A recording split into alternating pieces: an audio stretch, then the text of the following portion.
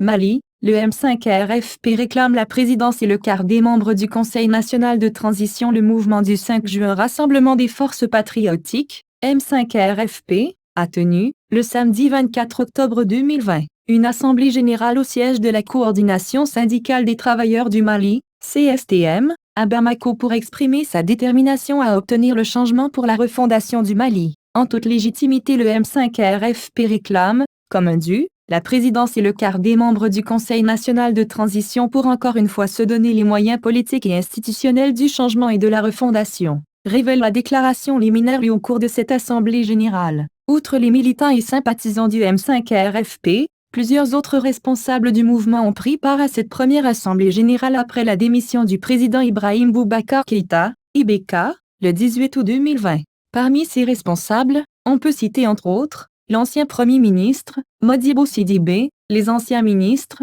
Choguel Kokala Maïga, Muntaga Tall, l'imam Oumarou Diarra, l'ancien président directeur général de la Compagnie malienne pour le développement des textiles, CMDT, Modibo Koné, le secrétaire général de la CSTM et bien d'autres. Dans sa déclaration liminaire, le M5 RFP pense que la condition sine qua non de la réussite de la transition est une saine et loyale collaboration entre le CNSP, Conseil national pour le salut du peuple, et lui. Et croyez-nous, chers militantes et militants, nous n'avons été dupes de rien et rien ne nous a surpris. En effet, en quoi peuvent surprendre des gens qui ne prononcent le mot M5 RFP que lorsqu'ils sont contraints et forcés? En quoi peuvent surprendre des gens qui, dès le lendemain du 18 août, ont renoué avec les pratiques que nous combattions la veille seulement? En quoi peuvent surprendre des gens qui ont très vite fait la preuve que le Mali n'était pas leur souci et qu'ils sont plutôt en quête de privilèges? Mais il nous fallait laisser les Maliens voir, entendre, constater et comprendre par eux-mêmes ce qui se tramait contre eux. Ainsi, dans le seul but de marginaliser le M5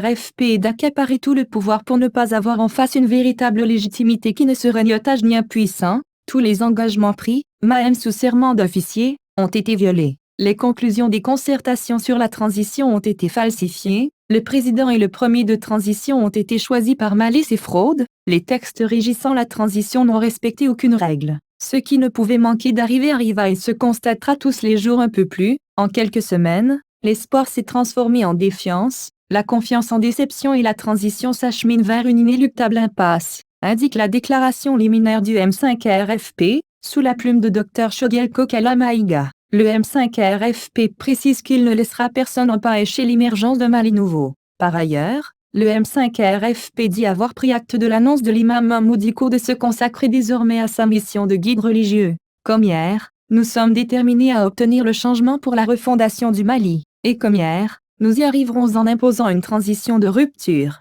Nous poserons les bases solides d'une refondation du Mali basée sur des objectifs clairs dont l'ancrage durable du Mali dans la paix, la sécurité, l'unité nationale, le recouvrement de l'intégrité du territoire national et de la souveraineté du Mali, gouvernance vertueuse fondée sur une lutte implacable contre la corruption, le traitement diligent des rapports de vérification, ceux disponibles et ceux élaborés pendant la transition, l'audit des finances publiques, dont celui de la dette, des institutions de la République, des ministères et grandes structures publiques et de l'aliénation du patrimoine de l'État, consolidation de notre système démocratique, réformes politiques et institutionnelles, organisation d'élections crédibles, consolidation de l'état de droit, procès crimes décents, réforme et renforcement des capacités de la justice, accès à une bonne distribution de la justice, amélioration des conditions de vie des populations par, entre autres mesures, le retour de l'État sur l'ensemble du territoire national, la relance de l'économie et le soutien au secteur sinistré par la Covid-19,